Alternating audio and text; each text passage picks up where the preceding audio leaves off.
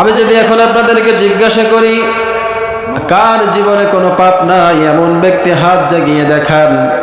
এমন কোনো সৎ সাহস কারো হবে না হাত জাগিয়ে বলতে পারে আমার জীবনে কোনো অপরাধ নাই? পারবে? এমন সৎ সাহস কেউ দেখাতে পারবে না আমার জীবনে কোনো অপরাধ নাই। কারণ আমরা সবাই গুনাহগার, সবাই পাপী, ঠিক কি না? রাসূল করিম সাল্লাল্লাহু আলাইহি ওয়াসাল্লাম ইরশাদ করেছেন, কুল্লু ইবনু আদম খাত্তাউন ওয়া খায়রুল খাত্তাইনা আত-তাওয়াবুন। সুবহানাল্লাহ। রাসূল করিম সাল্লাল্লাহু আলাইহি ওয়াসাল্লাম ইরশাদ করেন, প্রত্যেক বনি আদম পাপিষ্ঠ, গুনাহগার, সবাই অপরাধী, সবাই পাপিষ্ঠ, সবাই গুনাহগার। আর এই সমস্ত পাপীদের মধ্যে, এই সমস্ত অপরাধীদের মধ্যে সেই ব্যক্তি উত্তম, সেই ব্যক্তি শ্রেষ্ঠ যে ব্যক্তি পাপ হয়ে যাওয়ার পরে আল্লাহ রাব্বুল আলামিনের কাছে তওবা করে। সুবহানাল্লাহ। ভূপৃষ্ঠে যত মানুষ আছে সবাই পাপী, সবাই গুনাহগার। আর এই সমস্ত পাপীদের ভিতরে তারাই শ্রেষ্ঠ, তারাই উত্তম যারা পাপ হয়ে যাওয়ার পরে আল্লাহর কাছে তওবা করে। সুবহানাল্লাহ। রাসূল করিম সাল্লাল্লাহু আলাইহি ওয়াসাল্লাম অপর এক হাদিসের মধ্যে ইরশাদ করেছেন, ওয়াল্লাযী নাফসি বিয়াদিহি লাউ লাম তুযনিবু লাযাহাবাল্লাহু বিকুম ওয়া লাজাআ বিকওমিন ইউযনিবুনা ফায়াস্তাগফিরুনাল্লাহা ফায়াগফিরু লাহুম। ওই পবিত্র সত্তার কসম যার হাতে আমার প্রাণ, সে আল্লাহ রাব্বুল আলামিনের কসম করে বলি, জমিনের মধ্যে তোমরা যদি পাপ না করতে, তোমরা যদি অপরাধ না করতে, আল্লাহ রাব্বুল আলামিন জমিন থেকে তোমাদেরকে বিদায় করে দিয়ে তোমাদের স্থলে এমন একটা জাতি আল্লাহ রাব্বুল আলামিন প্রেরণ করতেন যারা পাপ করার পরে আল্লাহর কাছে তওবা করত, আল্লাহ রাব্বুল আলামিন তাদের অপরাধ ক্ষমা করে দিতেন। আওয়াজ করে পড়ি সুবহানাল্লাহ। তোমরা যদি জমিনের মধ্যে পাপ না করতে, অপরাধ না করতে, আল্লাহ রাব্বুল আলামিন তোমাদের স্থলে অন্য এক জাতিকে পাঠিয়ে দিতেন যারা পাপ করে, অপরাধ করে আল্লাহ রাব্বুল আলামিনের কাছে তওবা করত, আল্লাহ রাব্বুল আলামিন তাদেরকে ক্ষমা করে দিতেন। সুবহানাল্লাহ। সম্মানিত ভাইরা আমার, মানুষ অপরাধ করবে, গুনাহ করবে, এটাই স্বাভাবিক। তবে যে সমস্ত বান্দারা গুনাহ করার পরে, পাপ করার পরে আল্লাহর কাছে তওবা করে, আল্লাহ রাব্বুল আলামিন তাদের প্রতি বড্ড খুশি হয়ে যান। সুবহানাল্লাহ। এজন্য যত অপরাধ আমি আপনি করি না কেন, যত গুনাহ আমি আপনি করি না কেন, যদি অনুতপ্ত হয়ে, অনুশোচিত হয়ে চোখের পানি ছেড়ে দিয়ে আল্লাহ রাব্বুল আলামিনের কাছে তওবা করতে পারি, আল্লাহ রাব্বুল আলামিন আমার আপনার জীবনের সমস্ত গুনাহগুলো মাফ করে দিয়ে গুনার জায়গাগুলো আল্লাহ রাব্বুল আলামিন নেকি দ্বারা পরিপূর্ণ করে দেবেন। আওয়াজ করে পড়ি সুবহানাল্লাহ। একবার রাসূল করিম সাল্লাল্লাহু আলাইহি ওয়াসাল্লামের কাছে কিছু সংখ্যক লোক এসে আরজ করলো, ইয়া রাসূলুল্লাহ, ইয়া হাবিবাল্লাহ, আপনি যেদিকে মানুষদেরকে আহ্বান করেন সেটা তো অত্যন্ত ভালো, সেটা তো খুবই উত্তম। তবে সমস্যা হলো আমরা তো অতীতে বহু পরিমাণ হত্যাকাণ্ড ঘটিয়েছি, আমাদের এই সমস্ত অপরাধ আল্লাহ রাব্বুল আলামিন ক্ষমা করবেন কিনা? আরেক দল লোক এসে বলল, ওগো আল্লাহর নবী, আপনি যেদিকে মানুষদেরকে আহ্বান করেন সেটা তো খুবই উত্তম, খুবই চমৎকার, সেটা তো খুবই ভালো একটা দিক। কিন্তু সমস্যা হলো অতীতে আমরা বহু পরিমাণে জিনা ব্যভিচার করে ফেলেছি, আমাদের এই সমস্ত অপরাধকে আল্লাহ রাব্বুল আলামিন ক্ষমা করবেন। ওগো আল্লাহর নবী, আপনি যে ইসলামের দিকে মানুষকে আহ্বান করছেন, যে দ্বীনের দিকে মানুষকে আহ্বান করছেন সেটা তো অতি উত্তম, কিন্তু সমস্যা হলো অতীতে আমরা বহু হত্যাযজ্ঞ ঘটিয়েছি, বহু জিনা ব্যভিচার করে ফেলেছি, আমাদের এত অপরাধকে আল্লাহ রাব্বুল আলামিন ক্ষমা করবেন। সঙ্গে সঙ্গে আল্লাহ পাক রব্বুল আলামিন আয়াত অবতীর্ণ করলেন, কুল ইয়া ইবাদিয়াল্লাযীনা আসরাফু আলা আনফুসিহিম লা তাকনাতু মির রাহমাতিল্লাহ ইন্নাল্লাহা ইয়াগফিরুয যুনুবা জামিআ ইন্নাহু হুয়াল গফুরুর রাহিম।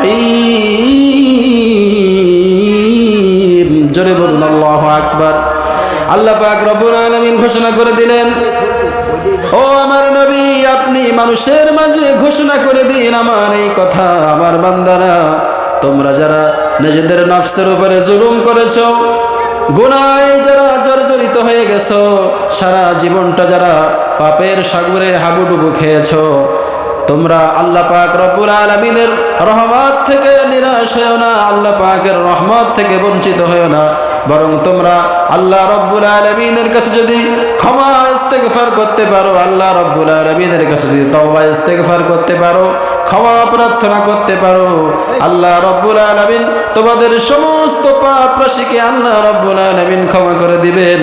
কারণ আল্লাহ পাক রব্বুল আলামিন তিনি হচ্ছেন ক্ষমাশীল পরম দয়ালু। আল্লাহু আকবার। আল্লাহ রব্বুল আলামিন ক্ষমাশীল পরম দয়ালু। সুতরাং ক্ষমার মতো ক্ষমা যদি আল্লাহর কাছে চাইতে পারো, আল্লাহ রব্বুল আলামিন তোমাদের জীবনের সমস্ত অপরাধ ক্ষমা করে দিয়ে আল্লাহ রব্বুল আলামিন তোমাদেরকে জান্নাতের মেহমান বানিয়ে দেবেন। সুবহানাল্লাহ। ক্ষমার মতো ক্ষমা যদি চাইতে পারো, কত অপরাধ করেছো। হাদিস শরীফের মধ্যে এসেছে, রাসূল করিম সাল্লাল্লাহু আলাইহি ওয়াসাল্লাম ইরশাদ করেন, বনি ইসরাইল গোত্রের এক লোক 99টি হত্যাকাণ্ড ঘটিয়েছিল। কয়টি হত্যাকাণ্ড? 99টি হত্যাকাণ্ড ঘটিয়েছিল। স্বাভাবিক কোনো গুনাহ নাকি? সাধারণ কোনো গুনাহ নাকি? যেখানে একজন ব্যক্তির হত্যা সম্পর্কে আল্লাহ পাক রব্বুল আলামিন বলছেন, মান ক্বাতালা নাফসান বিগাইরি নাফসিন আও ফাসাদিন ফিল আরদি ফাকান্নামা ক্বাতালান নাস জামিআ। হত্যার বদলে হত্যা এবং পৃথিবীতে অনিষ্ট সৃষ্টি করা, ফিতনা ফাসাদ সৃষ্টি করা ব্যতীত কোনো ব্যক্তি যদি অপর কোনো নিরপরাধ মানুষকে হত্যা করে, সে যেন তামাম দুনিয়ার সমস্ত মানুষকেই হত্যা করলো। আওয়াজ করে পড়ি নাউযুবিল্লাহ। পৃথিবীতে অনিষ্ট সৃষ্টি করা, ফিতনা ফাসাদ সৃষ্টি করা ব্যতিরিক্ত কোনো নিরপরাধ মানুষকে যদি কেউ হত্যা করে, সে যেন তামাম দুনিয়ার সকল মানুষকেই হত্যা করে ফেললো। নাউযুবিল্লাহ। একজন মানুষকে যদি কেউ হত্যা করে, তার ভয়াবহতা এত বেশি যে সে যেন তামাম দুনিয়ার সমস্ত মানুষকেই হত্যা করলো। ওয়ামান আহইয়াহা ফাকান্নামা আহইয়ান নাস জামিআ। আর যে ব্যক্তি কোনো মৃত্যু মুখে পতিত মানুষকে জীবন দান করলো, সে যেন তামাম দুনিয়ার সমস্ত মানুষকেই জীবন দান করলো। সুবহানাল্লাহ। একজন মানুষের হত্যার ভয়াবহতা এত বেশি, অন্যায়ভাবে একজন মানুষকেও যদি কেউ হত্যা করে, সে যেন তামাম দুনিয়ার সমস্ত মানবতাকেই হত্যা করলো। ঠিক না? সেখানে ওই লোকটি 99টি হত্যাকাণ্ড ঘটিয়েছে। এটা সাধারণ স্বাভাবিক কোনো গুনাহ না, ঠিক না? এটা অনেক মারাত্মক গুনাহ। যখন সেই লোকটি 99টি হত্যাকাণ্ড ঘটালো, তার মধ্যে অনুশোচনা জাগলো। লোকটি অনুতপ্ত হয়ে তার পাপের কোনো প্রায়শ্চিত্ত করা যায় কিনা সেজন্য একজন খ্রিস্টান পাদ্রীর কাছে চলে গেল। তার কাছে যে আবেদন করলো, তার কাছে যে জানতে চাইল, ওহে ধর্মযাজক, আমি তো 99টি হত্যাকাণ্ড ঘটিয়েছি, আমার এই পাপের প্রায়শ্চিত্ত করার কোনো সুযোগ আছে কিনা, আমার জন্য তওবার কোনো পথ খোলা আছে কিনা আমাকে বলো। আমি তো 99টি হত্যাকাণ্ড ঘটিয়েছি, আমার এই পাপ মোচনের কোনো পথ কি খোলা আছে? তখন সেই খ্রিস্টান পাদ্রী বলল, তুমি 99টি হত্যাকাণ্ড ঘটিয়েছো, এটা তো সাধারণ কোনো পাপ নয়, আল্লাহ রাব্বুল আলামিন তোমাকে ক্ষমা করবেন না। এই কথা যখন সেই খ্রিস্টান পাদ্রী বলল, তখন খুনি লোকটি আরো বেশি ক্ষিপ্ত হয়ে সেই খ্রিস্টান পাদ্রীকে হত্যা করে 100 পূর্ণ করে ফেলল। নাউযুবিল্লাহ। 100 অপরাধ যখন করে ফেলল, 100 খুন যখন সে সংগঠিত করে ফেলল, তার মধ্যে অনুশোচনা আরো বেশি বেড়ে গেল, অনুতাপ আরো বেশি বেড়ে গেল। লোকটি একজন আলেমের সন্ধান করতে লাগলো। লোকেরা তাকে একজন আলেমের সন্ধান দিল। তখন সেই খুনি ব্যক্তিটি আলেমের সান্নিধ্যে যে তার কাছে জিজ্ঞাসা করলো, আলেম, আমি তো 100 হত্যাকাণ্ড ঘটিয়েছি, আমার এই পাপের প্রায়শ্চিত্ত করার কোনো সুযোগ আছে নাকি? আমার জন্য কি তাওবার কোনো পথ খোলা আছে? আলেম তাকে সুসংবাদ জানিয়ে বলল, অবশ্যই অবশ্যই তোমার জন্য তাওবার সুযোগ আছে, তোমার পাপ মোচনের পথ এখনো খোলা আছে। সুবহানাল্লাহ, আরো জোরে বলি সুবহানাল্লাহ।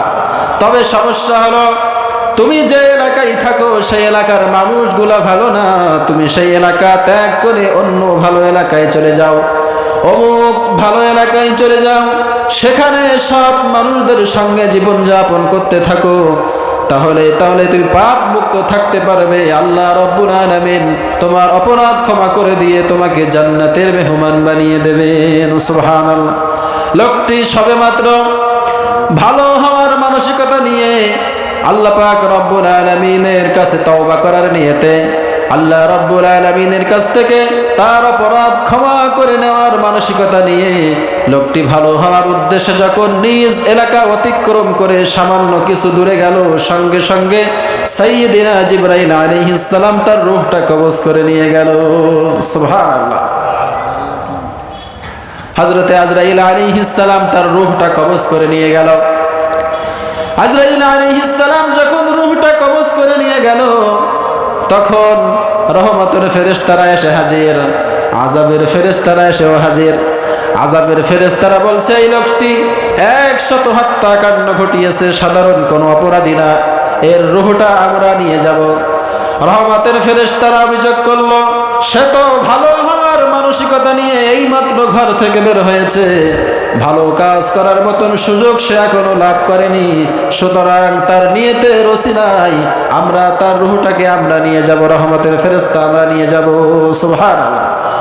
দুই ফেরেশতাদের মধ্যে মতনৈক্য দেখা দিল।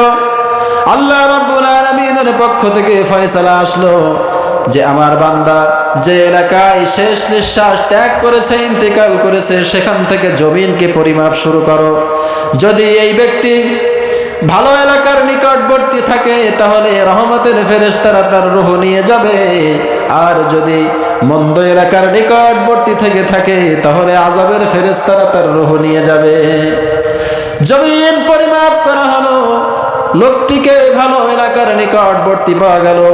অপর এক বর্ণনায় এসেছে লোকটি ছিল খারাপ এলাকার নিকটবর্তী, কিন্তু যখনই ভালো হওয়ার মানসিকতা নিয়ে আল্লাহ রাব্বুল আলামিনের কাছে ক্ষমা প্রার্থনা করার নিয়তে ভালো এলাকার লোকদের সংস্পর্শে যায় ভালো ভালো কাজ করার মতন মানসিকতা নিয়ে যখন নিজ এলাকা অতিক্রম করলো, এর মধ্যেই তার ইন্তেকাল হয়ে গিয়েছে। বেশি দূর আগাতে পারি না, এই লোকটি খারাপ এলাকার নিকটবর্তী ছিল, কিন্তু আল্লাহ পাকের মেহেরবানি, আল্লাহ রাব্বুল আলামিন তার এই বান্দার প্রতি রহমত করলেন। আল্লাহ রাব্বুল আলামিন জমিনকে হুকুম করলেন, ও জমিন, আমার এই বান্দাকে তুমি ভালো এলাকার নিকটবর্তী করে দাও এবং খারাপ এলাকাটিকে দূরে সরিয়ে দাও। আল্লাহু আকবার। শুধুমাত্র ভালো হওয়ার নিয়ত করেছে, এখনো ভালো হয় নাই। আল্লাহ পাকের রহমতে লোকটি জাহান্নাম থেকে পরিত্রাণ পেয়ে মুক্তি লাভ করে জান্নাতের মেহমান হয়ে গেলেন। সুবহানাল্লাহ। এজন্য আল্লাহ পাকের রহমত থেকে নিরাশ হওয়া উচিত নয়, ঠিক কি না? রাসূল করিম সাল্লাল্লাহু আলাইহি ওয়াসাল্লাম ইরশাদ করেছেন, ইন তাকাররাবা ইলাইয়া বিশিবরিন তাকাররাবতু ইলাইহি যিরাআন। যদি কোনো ব্যক্তি আল্লাহ পাকের দিকে এক বিঘত অগ্রসর হয়, আল্লাহ পাকের রহমত তার দিকে এক হাতে গিয়ে আসে। সুবহানাল্লাহ। ওয়া ইন তাকাররাবা ইলাইয়া যিরাআন, যে ব্যক্তি আল্লাহ রাব্বুল আলামিনের দিকে এক হাত অগ্রসর হয়, আমার আল্লাহ রাব্বুল আলামিন তার দিকে দুই হাত অগ্রসর হয়ে যায়।